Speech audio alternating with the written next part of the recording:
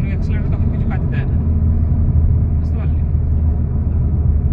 এখন এই ক্লাচ চিপে দরকার নেই, তুই চালাবি সোজা, চলো সোজা চল। হঠাৎ কেউ যদি বেরিয়ে আসে কেউ আসে না, তুই তখন ব্রেক মারবি না, ব্রেকটা তোর ওই দিকে আছে, রাইট দিকে তোর ব্রেক আছে।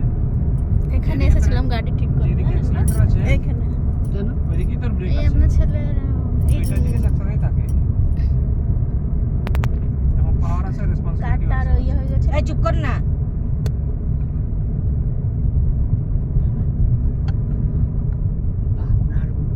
নাম করো।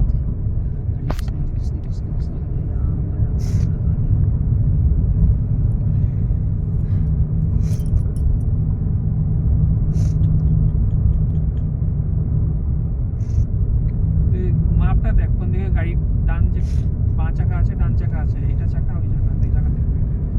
এই কোণাটা হচ্ছে তোর ওই চাকার মাপটা আছে যেখানে তোর চাকা পড়েছে, কাছের মাপের সাথে